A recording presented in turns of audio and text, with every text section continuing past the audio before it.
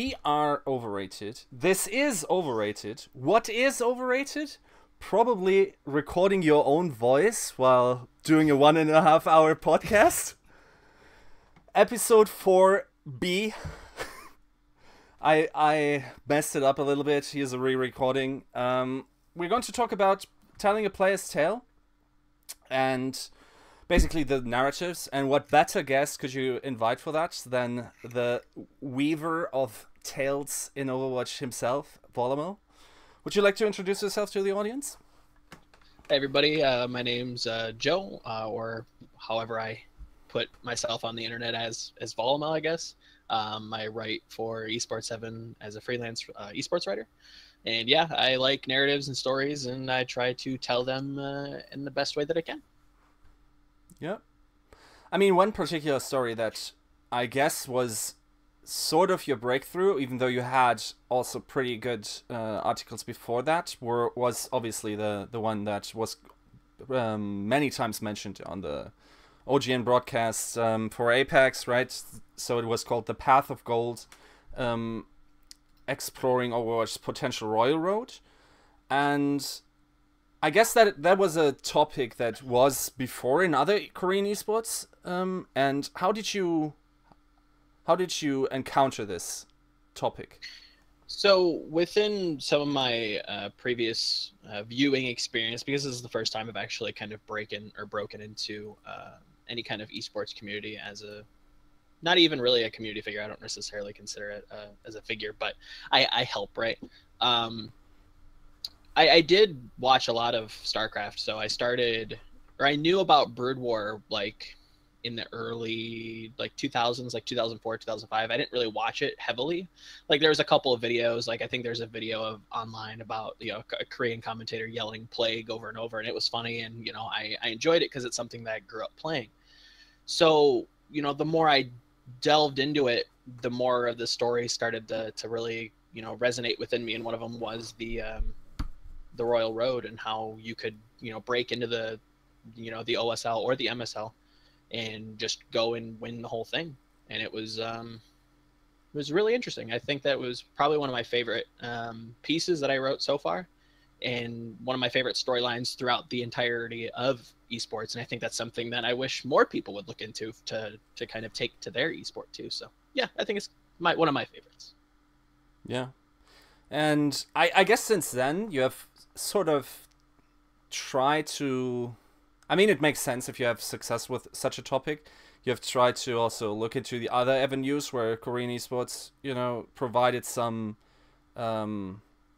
interesting concepts. Is there anything else that came to mind? Is there a Bonjour yet? We're gonna break the third layer here. Like that was something that I think B and Yiska did talk about, and it's something that I don't think we can say for sure that somebody is like a Bonjour, or even like a team, right? Because I don't necessarily think we're gonna have a player be like somebody who's like a standout. Where I don't think we're gonna have a faker this early on, or like a LeBron James or a Michael Jordan. But I think there are some teams that made a case for themselves, but ultimately kind of falter or have like a very glaring, like heroic flaw that kind of keeps them down in a way. It holds them back. So not yet, but I'm pretty confident that within 5 years, I'm sure we'll have somebody like that, like a team or even a player that has a dominant spree that we'll be hearing from shortly. I mean, let me cue in the viewers, because I think also, like, if you only played Guild Wars 2 and planned the trebuchets, you probably also have never heard about the concept of a Bonjour. The Bonjour is basically like one. I guess it was most prominently used in StarCraft 1, where it was one guy just absolutely, both statistically and then also achievements and then eye tests, like just dominating, being untouchable basically.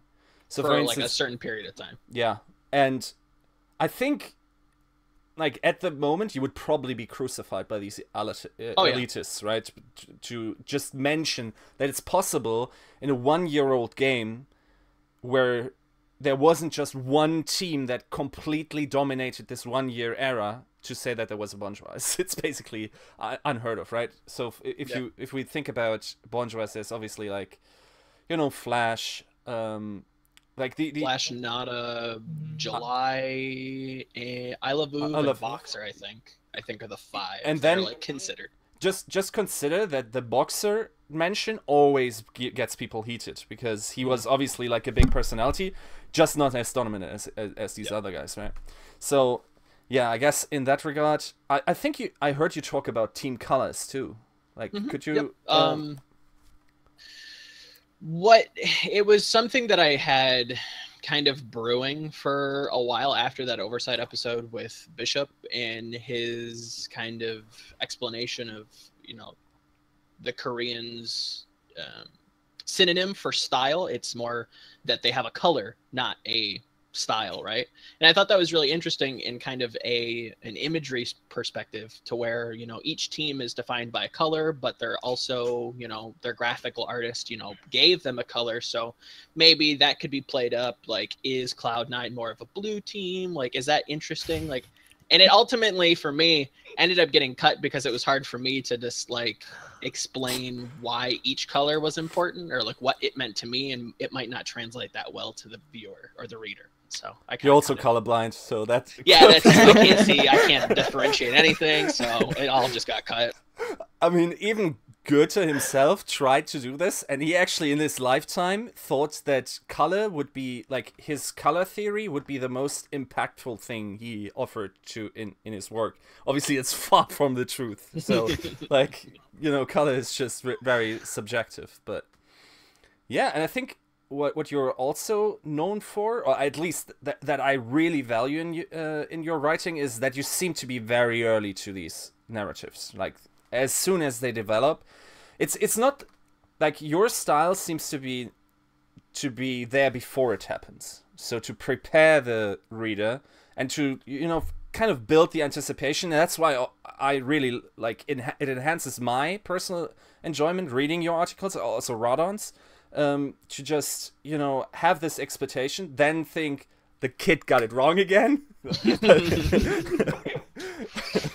No, but like, for instance, this piece you did with about Fleda, right? Yeah, Fleda. And could you talk a little bit about the process, how you come up with these things? Like, so the Fleda piece, I think he really kind of stuck with me. The name really popped out at me after the Flash Lux versus Fnatic game. His Pharaoh was pretty impactful. I thought it was really impressive how he kind of like just danced around a team that I thought was going into that, you know, middle of the pack. You know, maybe they'll make playoffs, maybe they won't, and they just kind of got worked on Kings Row in particular.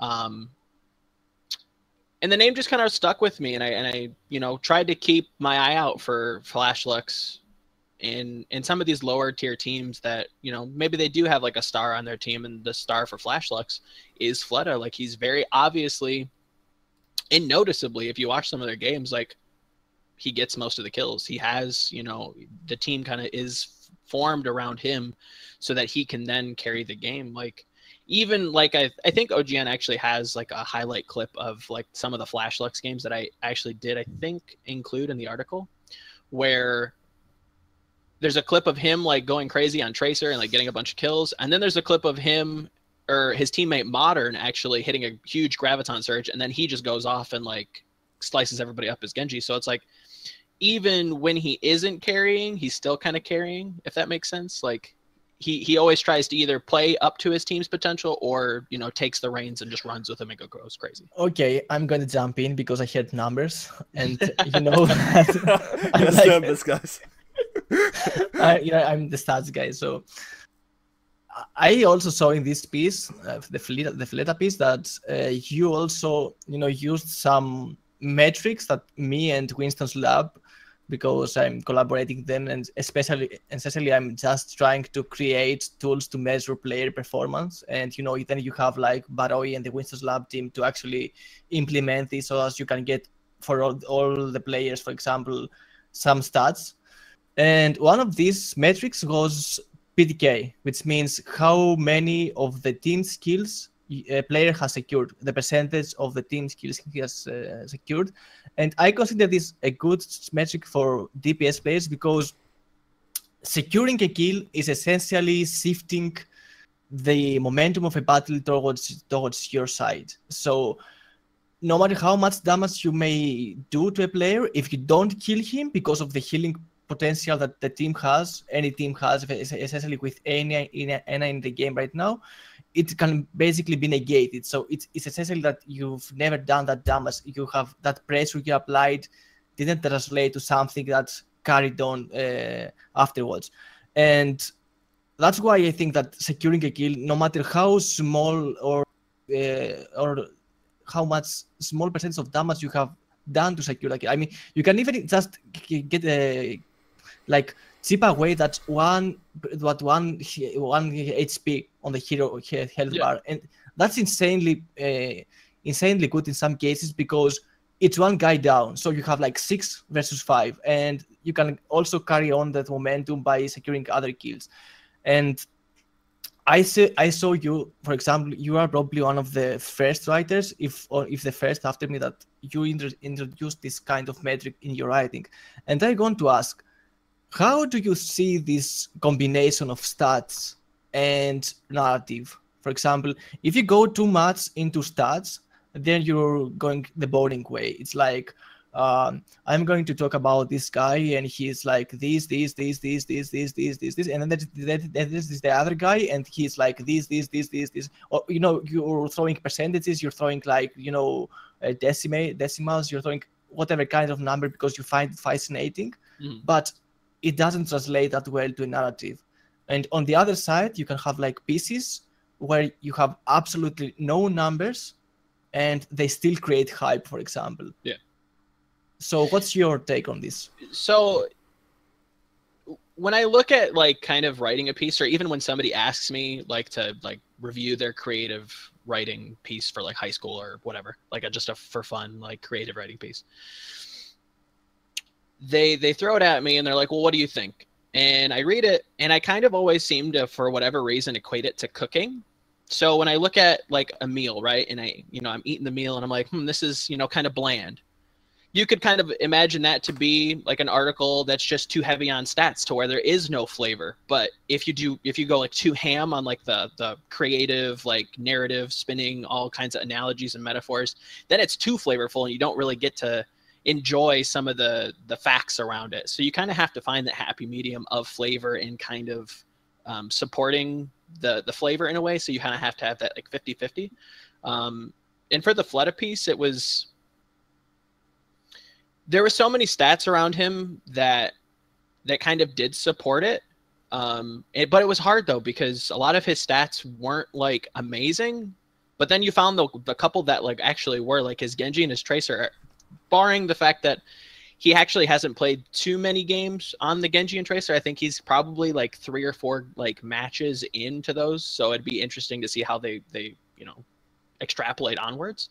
But, getting upwards of like 34 to like 37 of his team's like percentage wise of the team's kills, I think it just helps the narrative of him being like that standout all-star player for such a lower class team. So I think if you can find the savory to go with the sweet to support the two, then I think that's probably how Isn't he like the guy that secures all those points in the basketball game? Although his team is underperforming, he's like that star player with 50 points in the game, and the next player on his team has like 25 like 10, it's something like. I mean, sometimes his team will obviously fail in the long run because he doesn't have the support to secure more points, and he will be exhausted as well, or eventually he will get shut down by the enemy, by the opponents, for example.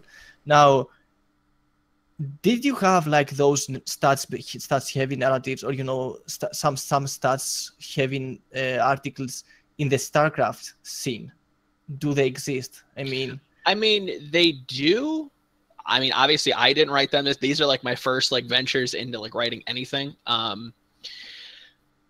Any articles that I can come off the top of my head, there's always one that I kind of go back to, and it's actually really interesting that you mentioned that because Stu Chu, famous StarCraft 2 writer, he actually shared an article in I think Harsh's Discord, and recommended him to read God of the Battlefield. It's a two-part piece. Like, I want to say it's probably over like 30K words about the infamous figurehead around the Brood War scene at the time. It was I know his nickname, but I can't think of his actual name. But it was the Maestro. Oh, Savior. Thank you. Okay. So Savior was, he changed the game for an entire race, right? He just changed the play style. He made Zerg almost like kind of imba at the time, like imbalanced. And it just it's a historical piece. It goes over the start, the end, the match fixing scandal that went on. And it's actually really in depth, and hats off to the writer, because it's insane. And it's really cool. You would also enjoy those characters because they also have pretty great, visually engaging statistics in there. Yep. Like how they make all them kinds up of infographics and statistical analysis, and there's even like breakdowns of in-game plays and why he's considered some of the, the pioneering factor in Brood War Zerg strategy. It's comprehensive, to say the least. The thing is, most of these stats, how I remember them, were like win rates a lot. How he basically switched up like entire meta, like assumptions that had been, engraved for years basically, and then he just shows up and just makes nothing make sense anymore. So yeah, those were like pretty great pieces. Like those are the pieces one dreams to eventually write, right? Because for me, I think there's two types of true, right? There's true in the statistical sense, and then there's true in the sense how you attach the story and what you liken it to, and if you can make it also feel true for the reader. Yeah, and I think there's two approaches. You can start with the narrative that feels true, that it is an epic tale that sort of appeals, I don't want to say to the soul, but for the lack of a better word, to everyone. Like you have this emotion. It causes an emotional response within you, and it resonates with you, and you engage it, right? Yeah, and then if it's then supported by stats, that is like it. Because the reader then not only has an objective measurement, but also if you have it backed up by data, and you have a good story to go along with, it feels doubly true. Like it's just, that's just something so special that it just, creates a whole different experience most of the time. And I think it's then also just a different caliber of a read for these. Like, how do you come to your narratives? Do you look at the stats first? Do you look at the eye test? Do you, from which side do you approach these? I think it's, for me personally, I'm kind of a more creative person, and I need to start, adding in some more statistical base to my writing, because it does support it, like you say, like having that statistical, like objectively gray base where you can't really argue it. It's like if he just frags out that hard, you can't really, you can't like argue it, right? So for me personally, it does end up starting at a creative level where I read something or I see something on a movie or influenced by music, and I try to add that into the piece. Like actually the Fleta piece, I had the Cowboy Bebop soundtrack playing like on loop throughout the entire writing process to that. I don't know, it just kind of spoke to me, as cheesy as that sounds, and kind of put it in. I don't know. Yeah. I guess I can reveal that. I guess it's not a secret that I don't really enjoy Eska's play, right? And I had like 3.5k words written up after the finals, which I completely scrapped. It doesn't even exist anymore. Unless you talk to Google, it's probably gone, because the stats just didn't support the narrative I was trying to read, right?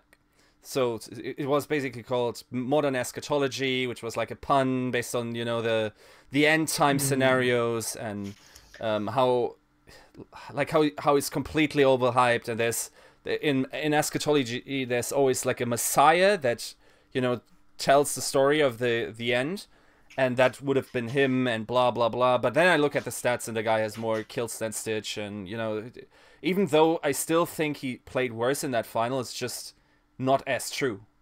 Yeah. Yeah, but it's the winner, so he should have more kills than Stitch, in a sense. I mean, unfortunate. That's the issue. The thing that you miss probably. Like, how do you read stats? Sure. I mean, even in Fleta's piece, the percentage of kills, if you see like a percentage of the team's kills, it's insane. It's 33, for example. But if you compare it to other teams or to other players or to other setups in the same team, then that may be like his lowest possible, or his top, like the one that he achieved in this specific moment, his peak. And that's what I'm trying to do, like with this Afterwatch files. I'm trying to find ways to always measure everything in comparison to something else, because a stats on its own is like telling nothing. It can lead you to such big false narratives that you would be surprised. For example, let me tell you that in Apex Season 2, me and Baroy did this PTK, you know, analysis where I have all these infographics, those cool infographics. We have shown them in this I saw many times, because that's my job basically. And we, in the end, we did Baroy did the categorization of the teams based on the roles and the PTK of the roles. For example, supports PTK, tanks PTK, and DPS PTK. You could be surprised that there are teams that managed to make it to the playoffs and further down the tournament road, were the teams that the DPS players had the less PTK of all players.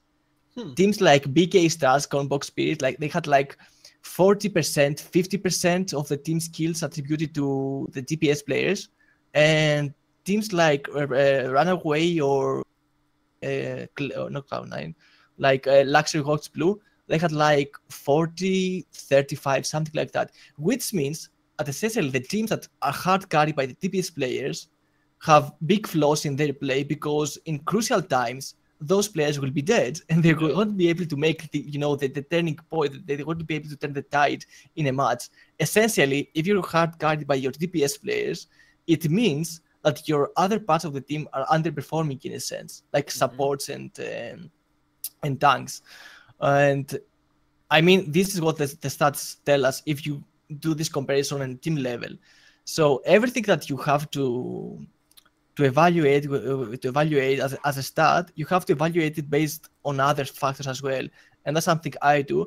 And when I see other people, like, for example, like someone telling like he had this percentage of Dragon Blade activated or used in a round, and he doesn't give any other kind of info, like for example how much time he had on that hero, or how does he fit in the team. Like for example, does he need to play Genji like 100% of the team's play time, or is it like this metric is something that's inflated because of the time he played the character and the good performance he had on him because he played him, for example, in matches where the opponents were of lesser skill.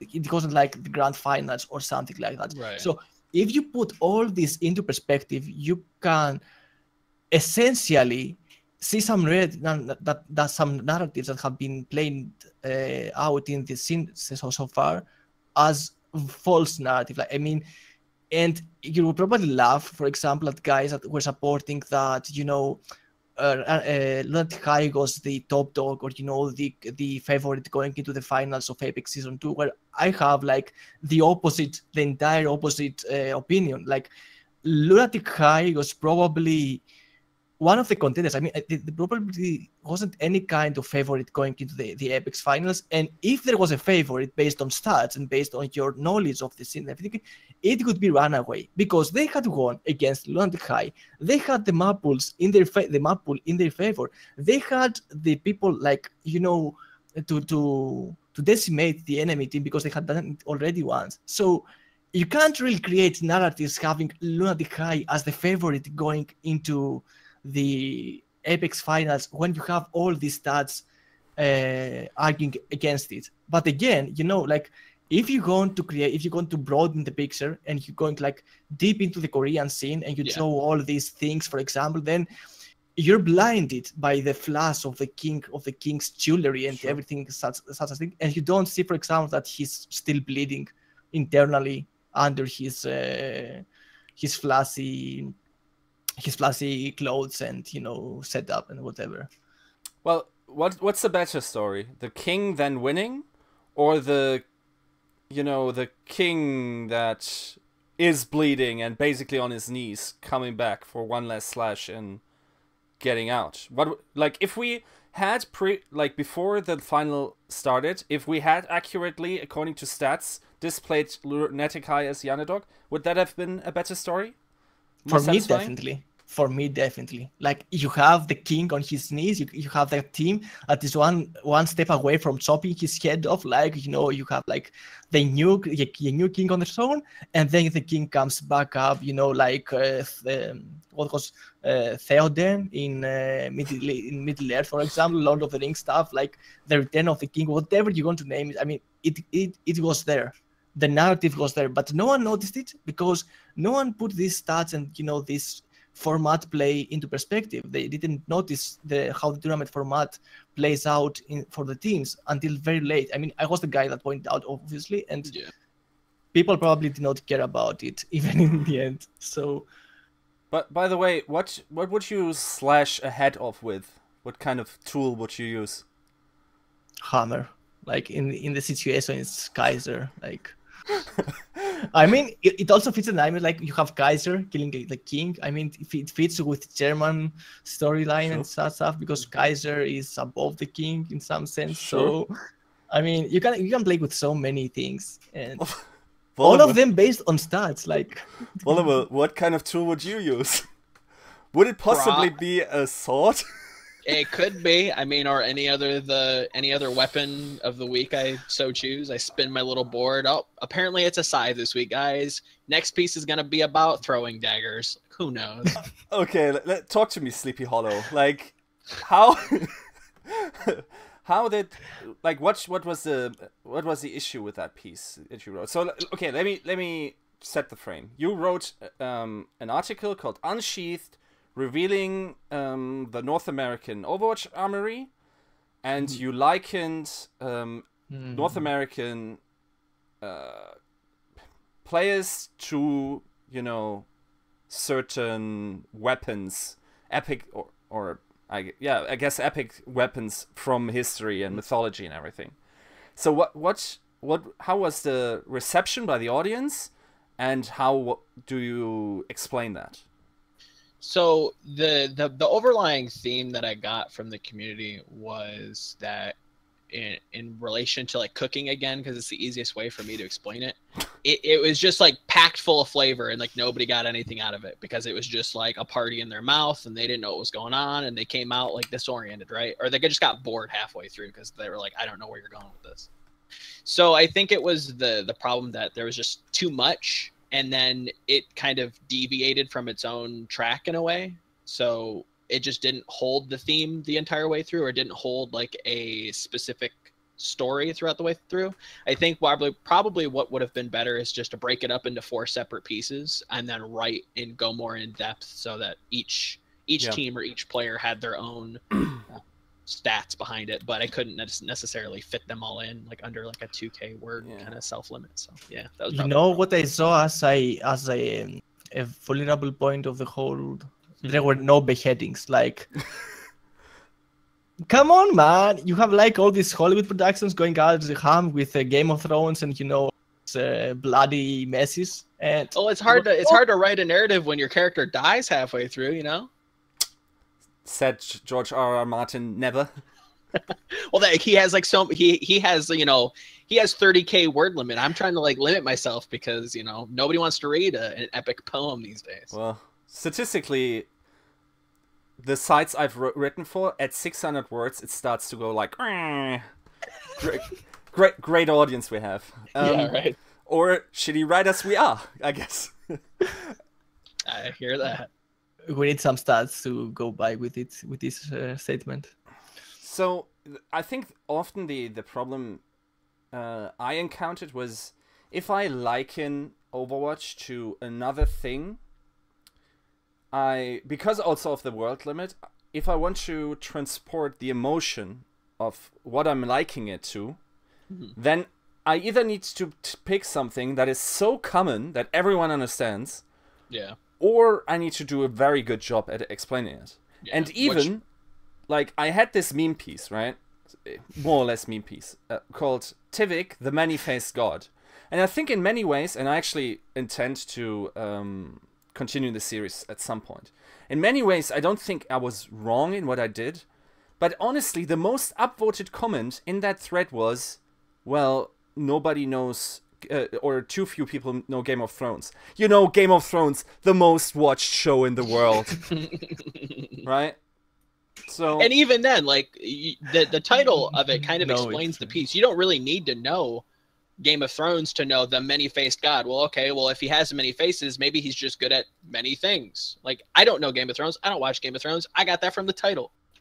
What gives? So wow, you must be really clever. I did the next logical thing, that when I saw these commenters on Reddit, my first connection was, okay, who would, produce such comments and who would upload that? And it's obviously children that have seen their parents fight a lot, right?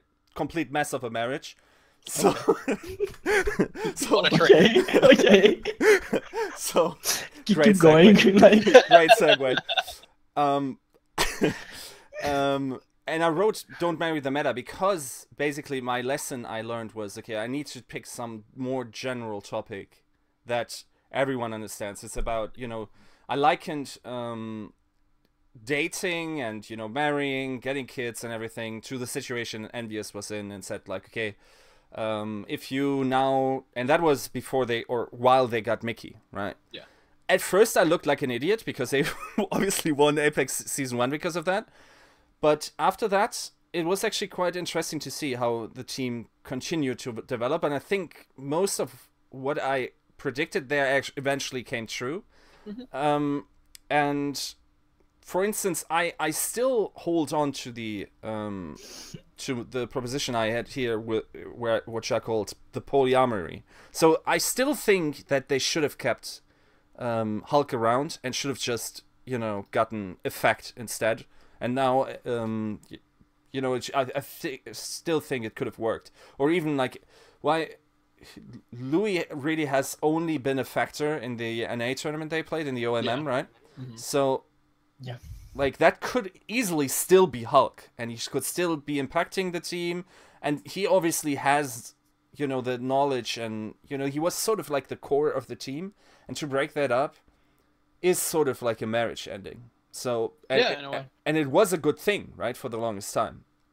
So, well, it maybe at a surface level, but obviously there had to have been some problems underneath the surface. I mean, when the father always brings the belt out and goes to the mother, and just, that's basically what happens.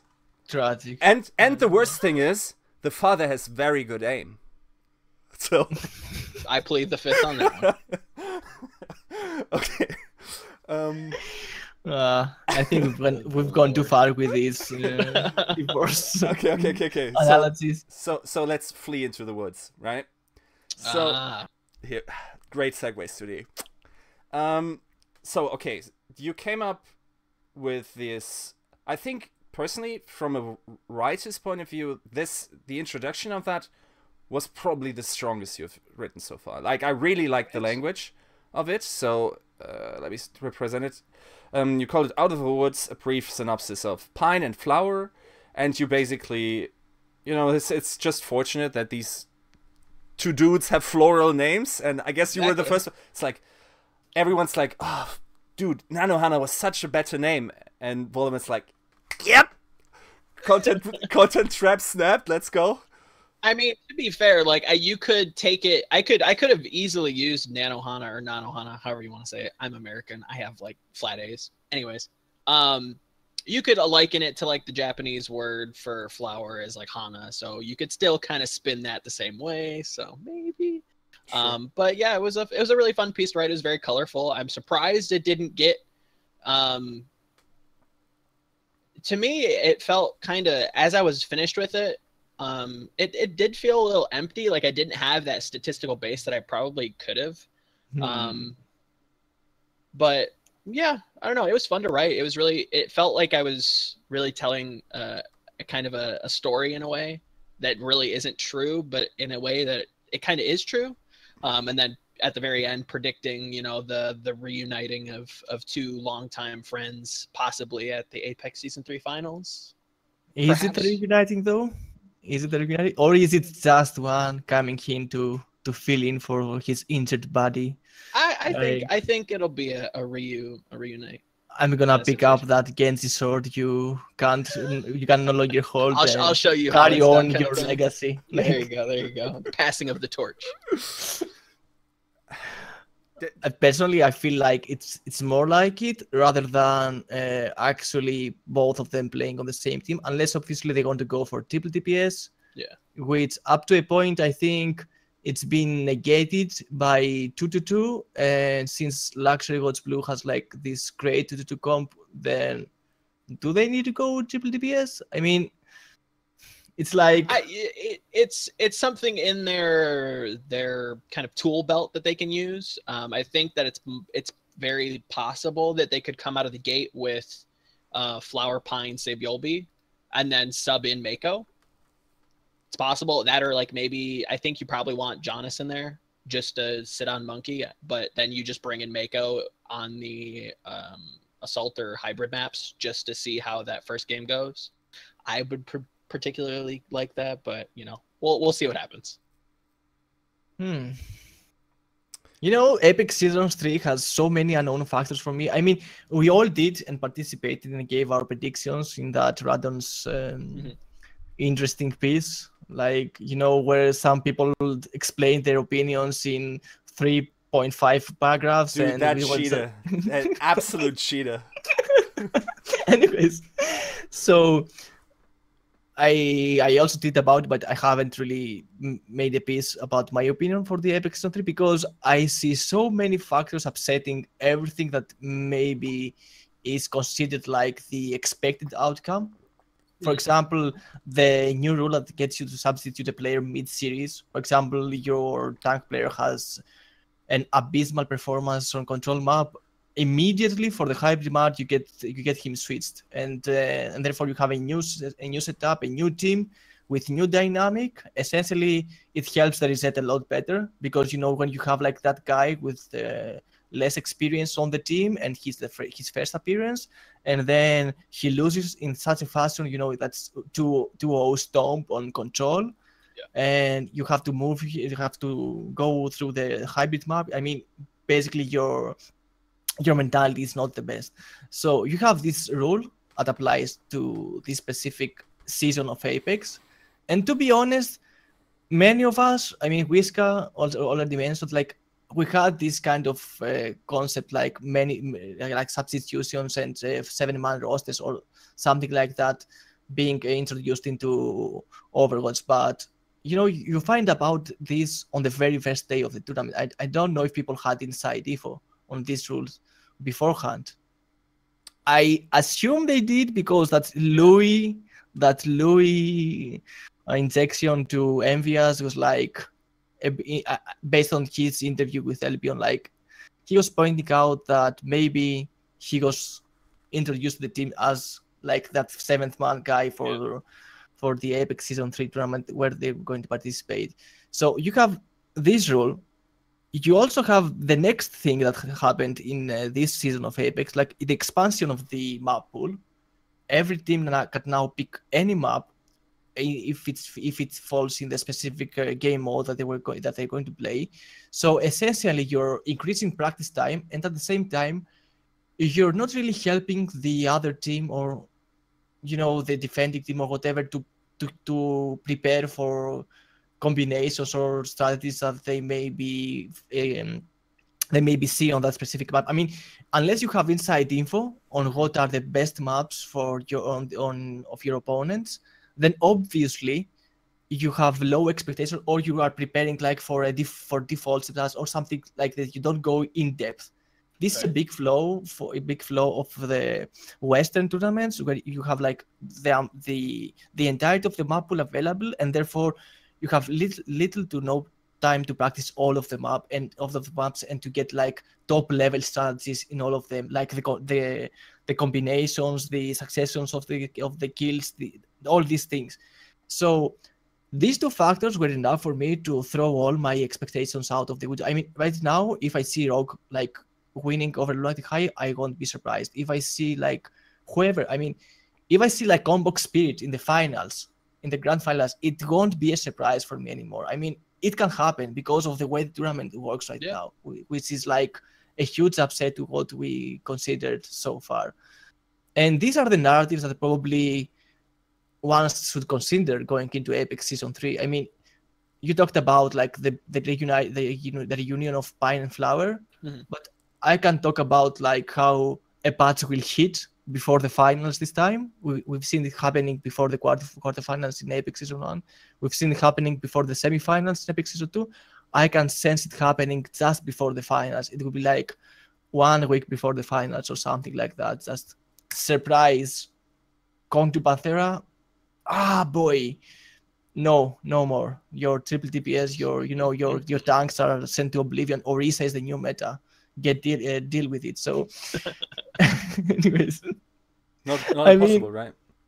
Yeah, no, it's well, okay. So to be fair, I'll play devil's advocate because I agree that it always seems to happen during Apex playoffs that a patch hits and it does get injected into the meta, and there are some shakeups involved. But I mean, to say that it's going to be a 1 week beforehand, if that hits the live server, they could just revert back to the tournament server and just play that, right?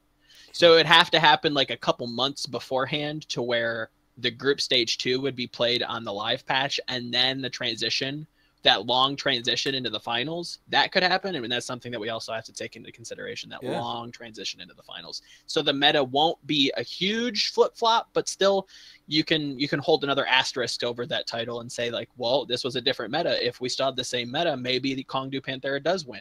And that is the death of narratives. That's the worst thing about it, right? It really is. Like, for instance, you obviously, like, if you're just like, oh, Westerners, like, I like my Westerners to win, then Apex Season 1 was probably pretty awesome for you, because you went in and was like, okay, in the semifinals, right? Enemy is probably, nah, right? And then it turned out, oh, Western team wins one of the most prestigious tournaments in South Korea, like, for the first time in X years, and it's like, this narrative is spun when the build-up is not at all satisfying to those. Not at all.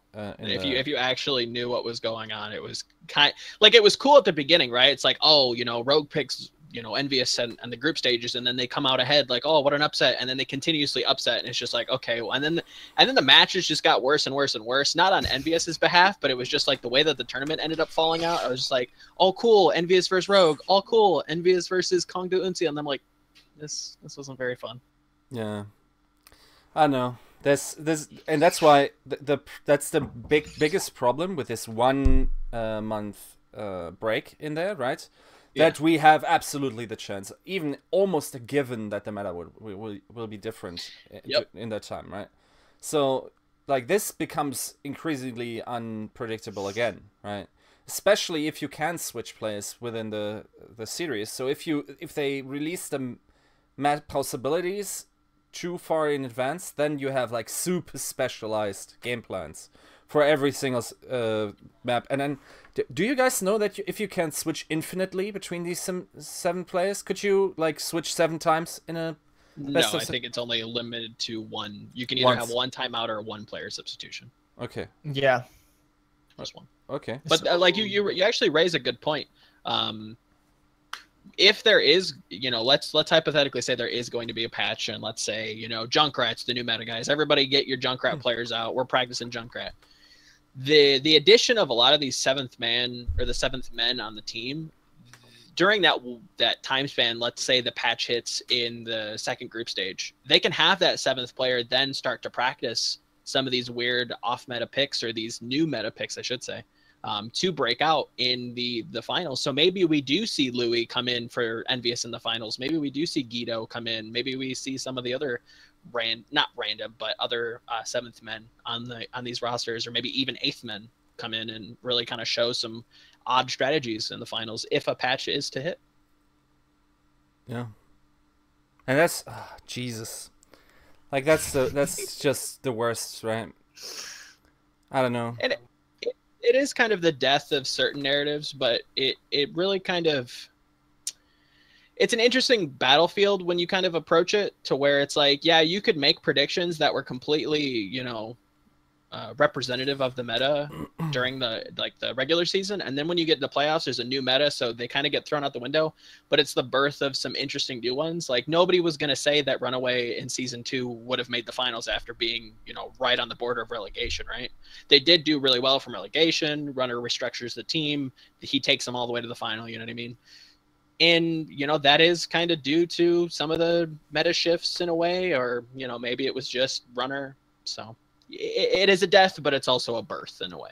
Yeah. I mean, the worst is just also writers find themselves in situations where, like, okay, now you have this break and it just doesn't or you had no way of foretelling this, and now you start to, like, pull narratives out of your behind, just right? reach and, yeah. So it's, Jesus, it's such a dire situation, and it's also very awkward for the audience to then, have a hyped feeling, and like, if you just go for audience satisfaction, then you almost have to lie, right? You almost have to make up these kind of, yeah, right? In a way. It's not necessarily a blatant lie, but it's a omission of some of the other facts because there was a patch hit. So, like, we as writers are thrown into the weird kind of battlefield that is, like, we're up to Blizzard's discretion on when the patch hits.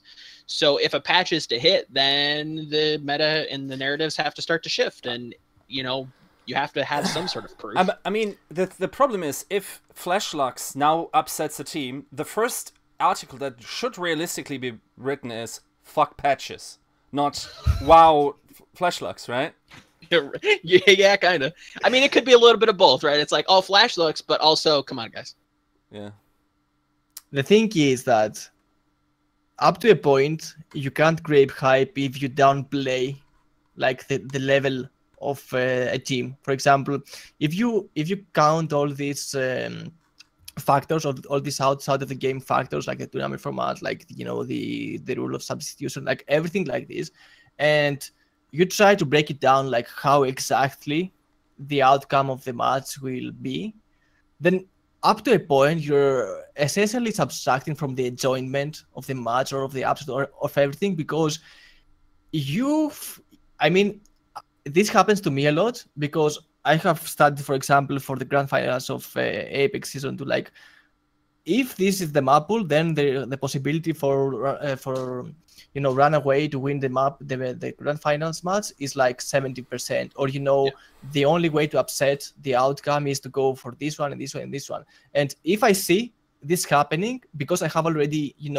run that scenario through my brain, I don't really find it that upsetting in a sense. I mean, people will say, for example, like Dorado was that map that it decided for Lunatic High how the grand finals will end. Yeah, because it was so dominant and no one expected it.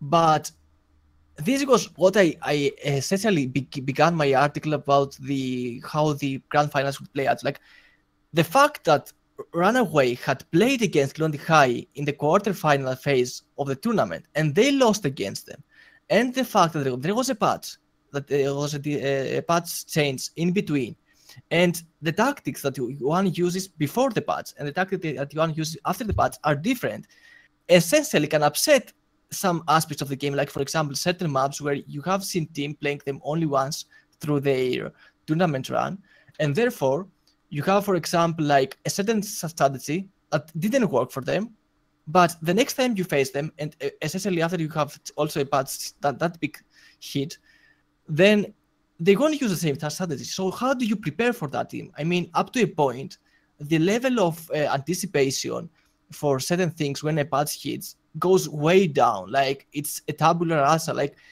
you have to evaluate everything from the start. And if you consider these factors, then anything that can happen will actually not be an upset. Actually, you can have a lot high win on some occasions. You have like runaway win on other occasions. You can have like whatever. The only thing that personally didn't expect to happen was like a lot high to win on both assault maps. I mean, I thought that because of the history of runaway on assault maps, because of the history of runaway on assault maps, I knew that Lunar High was better on assault maps, but I couldn't really think that they would win both of them. That was something that I thought, okay, they would probably win one of them, and then they would lose the other one. But they won both of them, and that was a turning factor for me, where you have like this momentum broken, and obviously all these other factors, like for example, which I didn't know, and basically at that time I underplayed a lot, and like the duration of the game. Yeah, that went really, really, really long with all these K-pop appearances and this hidden talents of singing and the sync with the stars or whatever. Rapping, Quartermain. Yeah. So you can't evaluate all these things obviously because they are outside of the game factors. But when you go all when you run all the scenarios through your head, then you're not really enjoying the match as a guy who just goes with that narrative in his mind, like Lunatic High, the Uncrowned Kings, one time for the first time ever they have the chance to claim the throne. Will it happen, or will the contender stand in their way? I mean, this is like all you care about. Like it's like ignorance is bliss. Yeah, exactly. I don't know where I'm going. I love it though. I love it though. Yeah. I mean, and if these guys are eye candy too, I mean, you can't really, like, that's just great, right? It's almost like in many ways, what's currently happening, and, okay, get your notebook out, Volamel, you want to write this down, right? So, okay, in the Middle Ages, obviously the abilities and, the pureness of a character was very much tied to the appearance of a person. So if he was outwardly beautiful, then he was inwardly beautiful too, and also had like outstanding skills. And it's almost like that's just basically happening with Lunatic High, right? So I guess from the evaluation of the Korean fangirls and their otherworldly screeching, then I would have to say yes, that they are quite beautiful inside and out. I mean, I guess what I'm saying is, and with great skills. If Eska was just 2 rating points less beautiful, they probably wouldn't have won the finals, right? That's maybe solid analysis, right?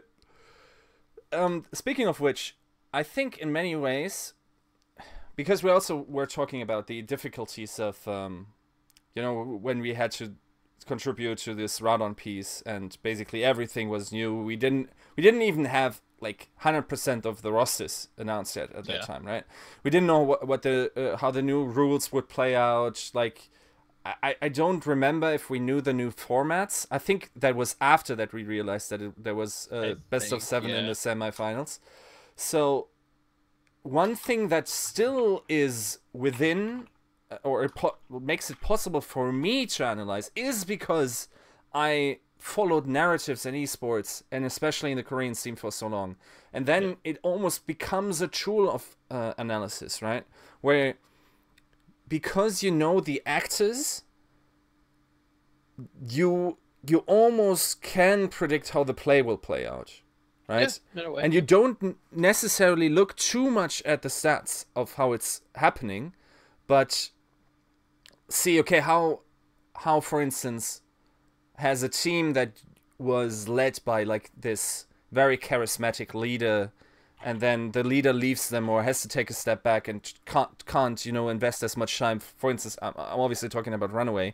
How is that historically, in not only in Korean esports but also in human history? How has that influenced these groups of people. And for me, it was completely clear that Runaway would not be the same team that they were last season, because you probably can't maintain that grind on Runner's part, and he also took a step back. And even though on server performance, on paper, they should be better than they were, obviously there's now surrounding circumstances with Kaiser going to C9 and everything, but still, like, the magical spell that they were under seemed broken, and I put them, I think, as my most underperforming team for that, even though I didn't anticipate that they would, you know, shit the bed as hard as they're doing it right now, right? I think I still got them coming out of the groups, but that's, like, just only coming out of the groups is an upset for that team that was a finalist who, in my estimation, had all the chances to win it and should have probably won it too. Yeah. Right? Yep. 100%. I agree. Yeah. Like, it kind of piggybacking on your point with the kind of historical interpretation from, you know, esports. It is kind of hard to evaluate the statistical notion of, like, momentum and, you know, hot hands and stuff like that. And I think that was a complete factor on why Runaway was doing so well at the time. I think they came into it riding a high, in a way overperforming, and it just kind of slowly tanked throughout the course of those, like, 4 hours of the tournament play, and, you know, Kaiser having his unfortunate situation. Yeah, no, I had it. I think I had tweeted out that I thought Runaway was going to win it in a close final. I think I said 3-2 Runaway. But 4-3. You're right, 4-3, best of 7. But but it did say 3-2, I think. I'm yeah, you know, I think I probably did mess it up both times. So, no, but if you look at, like, the historical notion of Lunatic High, like, yeah, you know, Overwatch is still pretty young, but they have been consistently pretty not dominant, but they've been consistently pretty deep in a lot of tournaments, you know, with some random upsets here and there. So it was hard for me to say that, like, Lunatic High would lose, but like Harhol said, like, the map pool was in their favor. They came in, you know, really hot-handed. It was, everything pointed towards Runaway, but, you know, they couldn't close the deal. Yeah. Yeah, I mean, you used the phrase running, you know, running a high. I almost think, and that's why I always feel a little bit unsure whenever I'm blaming Eska, is like the idea of running a high is also a concept that I observed in League of Legends, where High was a player that wasn't greatest puns today, by the way. Yeah, you're going. That wasn't really mechanically the most gifted person, but as soon as you pluck him out of that team, it looks very much transformed, right? Yeah. Now we haven't seen as much of Lunatic High without SK yet. Only this one series against an admittedly pretty poor opponent. So we don't know. Is he the soul of the team? Is he? He was playing. Yeah, Aska was. Zumba wasn't. Zumba was out. Oh, my bad. Yeah, but you know, we just don't know what it would look like, right? Yeah, we don't know what happens if, you know, the rumored leader of Lunatic High is kind of plucked out. Is the general, you know, leading the troops to a point to where he's almost micromanaging them, like a Reaper for a League of Legends example, right? Like, he was known for kind of dictating the pace of the game for his teammates, literally telling them what items to buy within the game. Is Eska like that? We don't know. We don't know what kind of passive aura he. I mean, it's not impossible that he basically is, you know, controlling who are you like you would do it to a drone, right? Like, okay, breathe now, breathe in, breathe out, and right. Breathe in, breathe out. Do that crazy shit you'd like to do with your Genji. Dodge that fire strike. Nice. Okay, we got it. We won Apex Season 2. Right. So it's very hard to. There's another word for it, like. No, it's not, and it's helicopter parenting. Like, I don't know the medical term in English, to be honest. It's one where you tell the other. Like, I mean, it's the same in the theaters, in the old theaters, where you had some guy to tell the actor his words. So it's essentially that same role. But I don't think. I mean, I can't sense how a Tracer player can micromanage the other team. I mean, Wouldn't it be something if it was though? You know. it's, probably, but I can't see how he would micromanage Toby and Ryu Hong. I mean, it's like Nah. essentially maybe he's just like saying, guys, I will die like in the next 5 seconds. Gotta clean it up, guys. Get ready for it. Do not be surprised, like something like that. In all seriousness, Anyways, I think it's the case that it could be possible that Eska and Toby are like dual parents in a way, right? So like Eska is the more macro focused and Toby is the more in-game, shot calling. Whereas Eska is the whiteboard X's and O's coach that focuses more on the strategy and where he's going to position. Maybe that could be because all the information that we get from OGN with like the listen ins into the comms with Lunatic Eye, it's mostly Toby kind of like screaming call outs, and then Eska's like the morale booster. So it's interesting. I'd be interested to see what the Korean scene has. Okay, let's move to the West now, because I mean, we're talking about the Epic Season 2 a lot because we had that huge going into the grand finals. I mean, we had all those people, even Fiona on Fire made the piece dedicated to the grand finals. I mean, we had people from all different kinds of, writing pieces in the esports scenes joining in, because it was all this momentum building up, all these narratives, anything. Now, in the West, for example, we had narratives about the up and coming teams in the North American scene. And for example, one of them was about Immortals after they won, for example, the winter premiere. And another one that I think it's probably the most failed narrative, and it wasn't written by anyone, and I'm surprised why it wasn't brought up by any writer, for example, although in the scene it was the general consensus for at least the majority of people that followed the scene, not necessarily the casters or people that had a deeper understanding of the scene. For example, the NRG situation, where you had these players, all these players gathered together, big names in their previous teams, IDDQD, Hard Blue, Ajax not so much, but he had that flair going into TSM and getting dropped. So you also had Seagull on the team already. Dami, who was considered a top ANA player in the West, and the thing is that in CS:GO, for example, which is probably the hot esports right now, probably the hottest of one. So you had like this experiment going on with FaZe right now, where they added Nico, they added Cardigan, they brought all these talented players together, and they formed a super team that's actually working. We have seen in many spots and in many occasions super teams being formed that do not work, and you have like this FaZe clan making it work. And we have like this super team in Overwatch in the West, the NRG situation. And the thing is that they didn't participate in any online tournaments after the formation of the team. So you have like no data to go by. You have some random clips that they throw out probably for exposure and keeping their fans vested and such stuff. You have nothing like that. You can't expect like the first appearance to be any good, any great. I mean, no matter how much you hype them, it's completely different to play on the ladder and to play in a team environment. I mean, and this is what I also consider like it's entirely different to scrim and to play in the actual tournament. And we have seen it many times in the Apex seasons as well. Like we have heard people saying we dominated in scrims, and they go and they went and lost 3-0 in the actual map. I mean, so you have like these two factors that everyone probably should have known if he just witnessed how the Apex season played out, how the games played out and everything. And after their first appearance, it was like they're bad.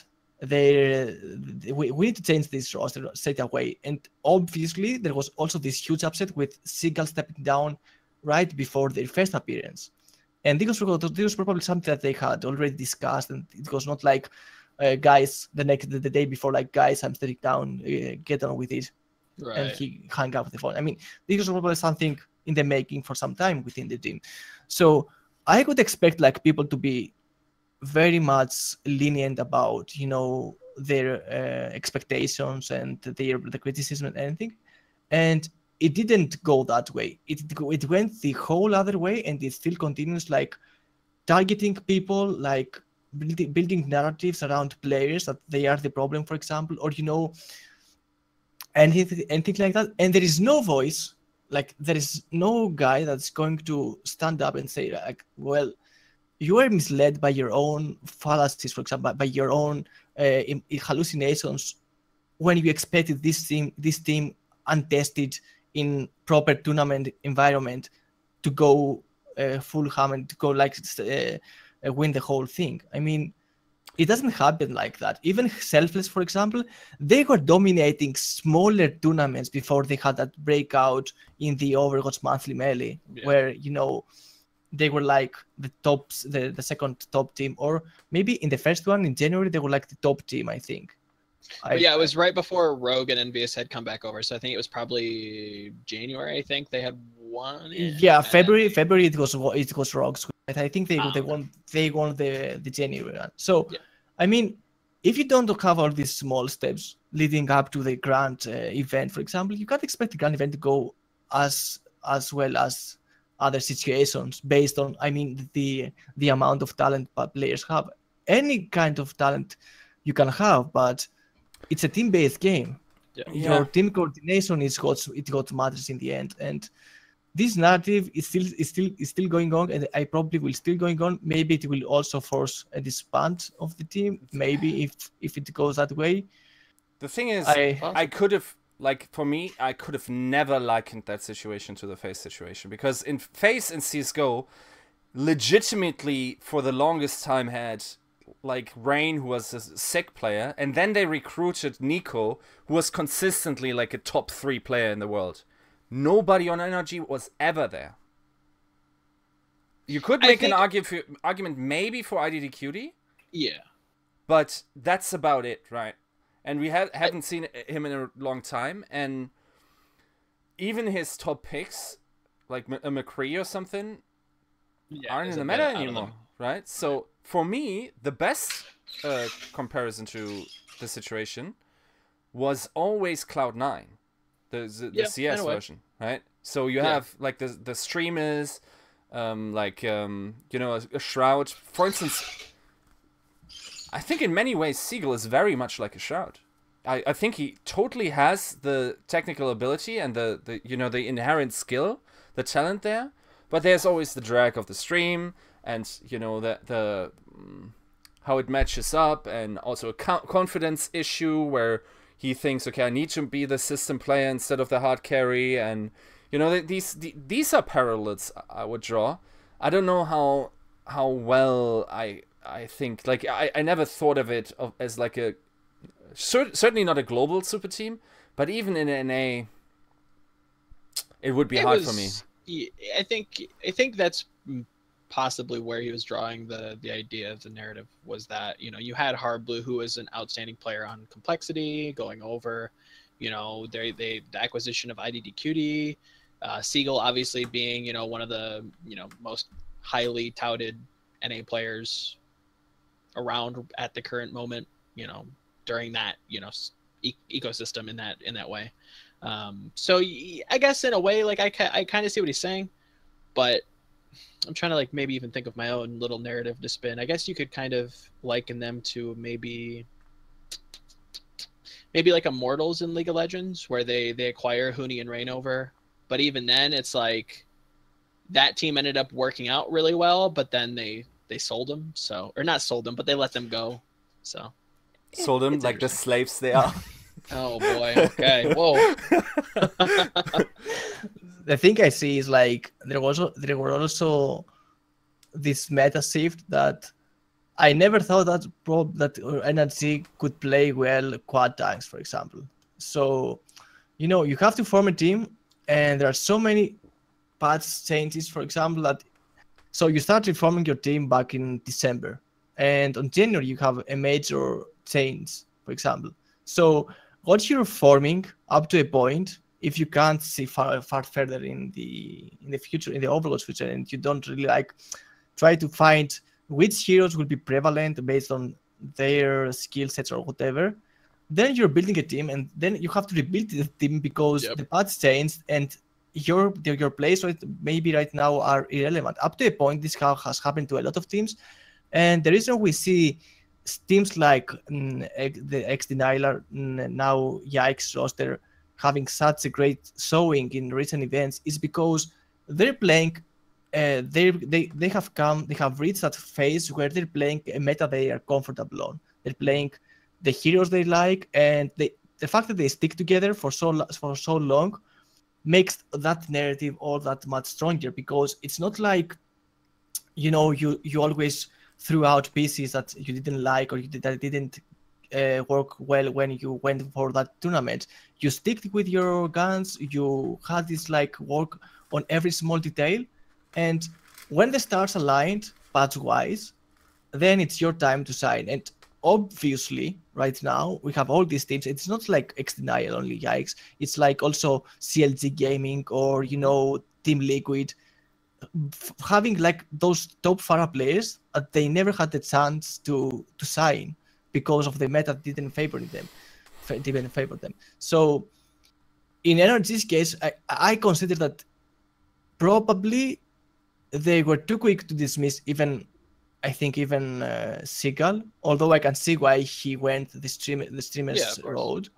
But I think that if you stick with your guns, if you really grind, like Selfless grind it, like go to tournaments, test, time it again, like your composition, everything like that, then it would be like a whole different understanding and a whole different evolution of what the situation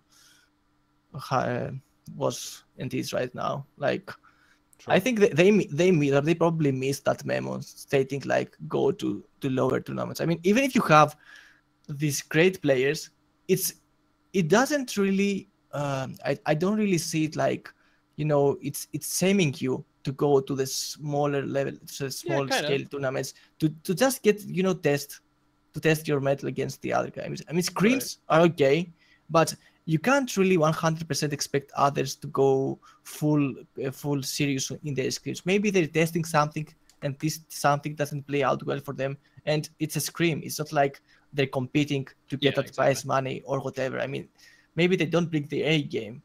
And I want to tie this to the Apex season situations because, again, as I said, the narratives that people form around scrim results, to me, are so failed.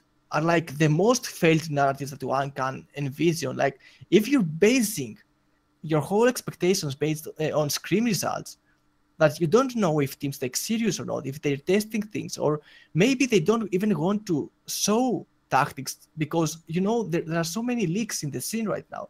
Yeah, and it's not like only in Korea, for example. It's also in the West. We had links just talking to who was it? The Hammers coach right now, Kirby. Yeah, and he stated, like, for example, we had the composition and it was leaked before the grand finals of the tournament from another source. So you can't take scrims like results as your basis. And and I think like the most failed alternatives so far are those that you take those scrim results are the word of God, and you build your own narratives. Like, this team will shatter the other team and they will go 3-0 in the group, and you go and you see them going 2-3 in the groups and barely making it out of the match alive, like in the last moment, a lucky earth shatter or a lucky pulse bomb, or that 13th pulse bomb that you attached on a tank actually killed the tank. So it's like these small factors that do not really show. And you, Volamel, many times have already said, like, for example, in private discussions, that you don't think that Lunatic High could have gone 3-1 in the Mighty IOD game. Mighty IOD, they could have like snapped away one more game from Lunatic High. That 6-0 on, what was it, Hollywood on the last point? I mean, they had a 6 ult. Okay, so it would be technically 4+ ult, because I think Lunatic High had about 2 ults. But everybody on that team had an ultimate, and they literally just botched that last team fight. Like, it was just really, really poorly executed, and it was kind of like a giant choke on their behalf. If they hold them there, they easily could have, you know, upset Lunatic High and maybe even won the group. Maybe they just ride that high. Maybe they start to perform even well going into the next map. Like it definitely showed either an overperformance from Mighty AOD, or it was a definite like weird situation within Lunatic High. So, like with the Guido situation, like maybe they didn't. They're really starting to really test the waters with him and, you know, kind of push him out of the nest and let him fly on his own, but it's also kind of hindering the team atmosphere. So I don't know. Maybe Mighty AD was looking over with like this sick ult adventure. It's like, oh no, Eska, he's too beautiful. We can't do it to him. Blinded by the light, yeah. Exactly. So, speaking of failed narratives, right? I know, like, our friend Karacho here loves to be wrong, so I will force him to come up with a narrative that you haven't seen anyone represent in any article or on any talk show, that you think there's some likeliness to happen, and you can pick any scene. I can tell you, I won't take my example from the last, you know, unaired show. All right, I'll try it. I'll blitz you guys. Well, I haven't heard all the talk shows, to be honest, so maybe it has been pointed out before.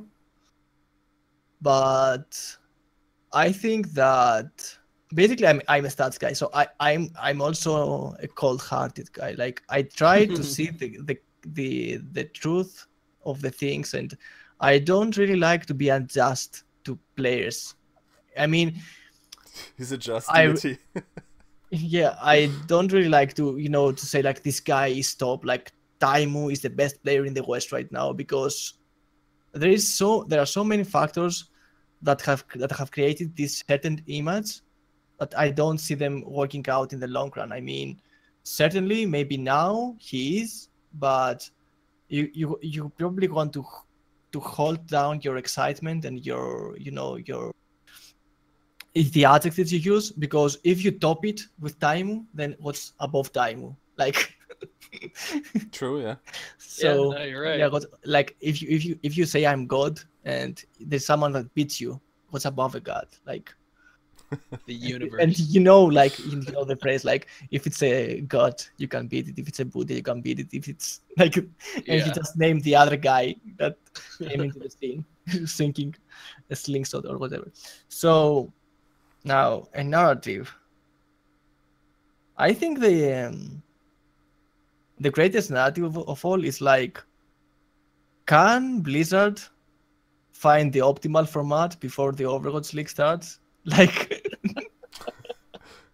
for me, it would be like this narrative, and if they will stick to a certain patch for the whole Overwatch League, like. Up to this point, I started with this narrative, to be honest. It was probably my first piece I ever wrote, and it was called Ultimate Brawlers, because I feel like up to this point, every tournament we've seen so far, it came down to a brawl because of all these outside factors where, you know, it was like raw skill beats tactics, like Ryuze Honk sleep darts destroys Meta Athena's whatever, you know, brilliant tactics. I mean, it's like, if you have the players right now with the skill, it beats everyone. And I based all this narrative because of the changes that happened in between tournaments in the first era of Overwatch tournaments, which was like till basically the Overwatch World Cup. It was these tournaments that, like, the tournament was played, and 3 days later the patch was changed, and you had like this new balance in the scene. So you could have like Rogue being the best team in the previous tournament, and now you have like Misfits being the best team, but you don't know which the next best team is, because you have these patch changes that ultimately boil down to, you know, Ultimate Brawlers. So the narrative I want to see, and probably I will create it if no one picks on it, is like, can we have like an optimal tournament format that we can evaluate everything on, or are we just you know, flipping coins right now and just saying, okay, this team is good, let's see. This team is good, let's see. Well, it stayed on top. Like, Right. No. Anyways. Yeah. No. And to piggyback on that, I think a narrative that I was kind of thinking about when you were describing that was the evaluation of consistency within esports as a whole is not as prominent as I think it could be, and I think maybe Overwatch could be the one esport that kind of helps drive like top 4 finishes to be, you know, almost as good as winning the whole thing, because of how volatile the environment has been so far. And if Blizzard keeps up with the track record, maybe it consistently will be. Maybe they do want to have things just change up mid tournament.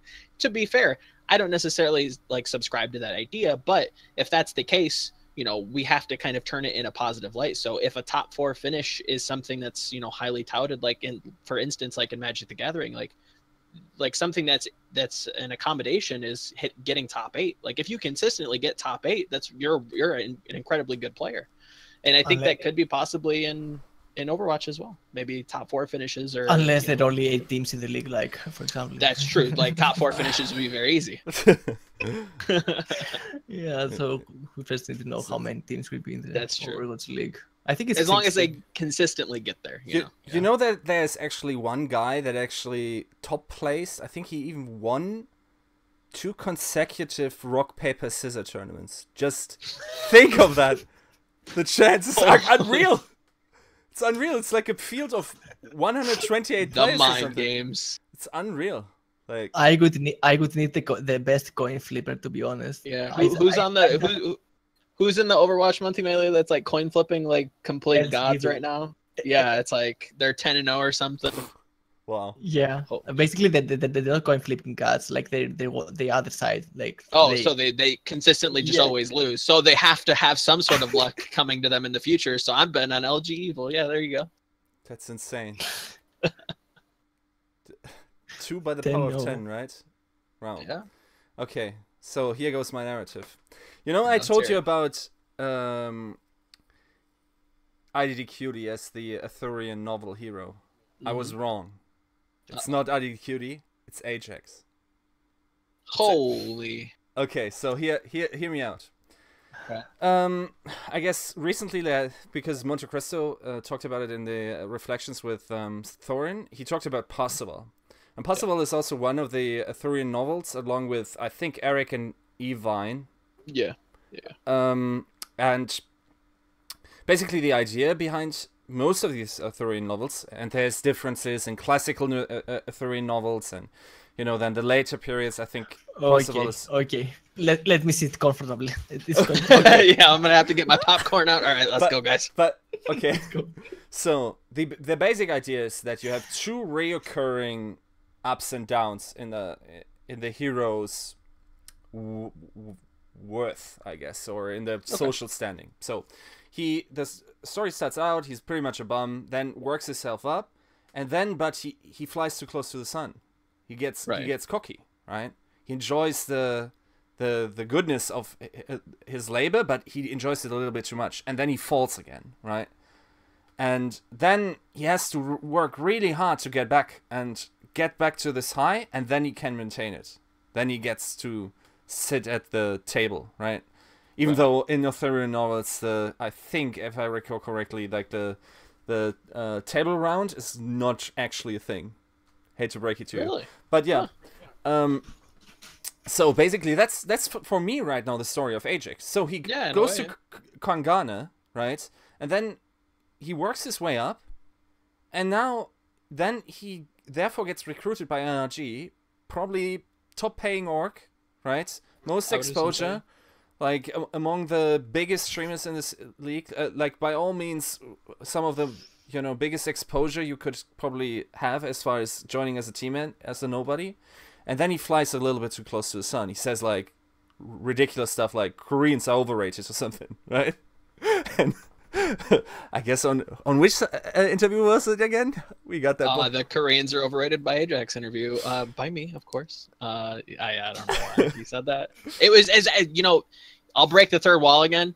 What was actually really interesting is he said that, and I'm like, "Are you sure you want to say that? Like, that's pretty, polarizing." Like he's like, "Yeah, put that in the title." I'm like, "Okay." Like, I had originally chosen a different quote to be the title, and he's like, "No, I want that one." I'm like, "Okay, dude, you asked for this, not me." Are you sure you want to fly close to the sun? For Yeah, totally sure, totally sure. Actually, give me that flamethrower and put it under my wings too. Like, so he goes off and then he realizes, oh, I messed up, and now he benched himself. Like he left on his own accord. I actually believe this story, that he's the kind of person that would do something like this, bench himself, and then try to now grind up with a new team again and have this Kangana feel again, to be that grind. Like I think, for instance, okay, it's weak evidence, but like he still has this moment where they won the semifinals with Kangana, where he goes like to Michael and like, yeah, we won that, and bro, yeah, and you know this emotion. I think he misses this very much. Just grind hard again. And if he can then manage to cross this bump and convince teams that he can do it twice, and also with an underwhelming roster, he will be the stereotypical... Plot twist. Oh, here we go. Roster full of import Koreans. Ajax and 5 Koreans. Ain't that a Korean barbecue, mate? This would be like the tragedy. I would write this tragedy. Like hubris, committed, then the... That's mind-blowing. Like, the redemption. And then, no. Not so overrated, apparently. Indeed. Okay, so... I guess, unless you guys have anything to add to this conversation, is there anything that you... Are you working on anything, Volamel? We can look towards. I have a working title in the kind of on the table right now. Sweet Leaks. Sweet Leaks. Here it comes, boys. I think I have to hold off to see how a certain team works with their new Korean DPS player. If it turns out to be really good, maybe we invoke I think it was the Greek god Fortuna, maybe they're just really lucky and they seemingly pick out the best players of the bunch. It's possible, but we'll see how Effect does for Envious before that gets written. The Invisible Reaper? The Tracer? No, no, I don't think it'll be. He's definitely not invisible, but maybe he makes Taimu invisible, right? Like he creates the space for Taimu to work some magic. So maybe. Taimu on what hero? Roadhog? I mean, how do you make Roadhog invisible? Maybe he pops off with Widowmaker. I don't know. Nah.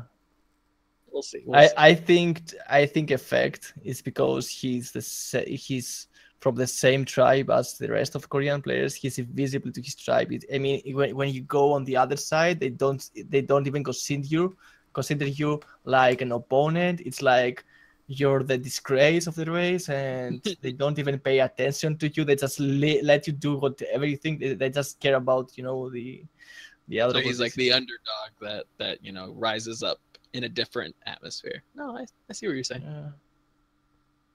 Great narratives. So, I guess with that, we should probably close this here. Episode 4B done. We'll see you guys next time. Bye. Take care. See ya.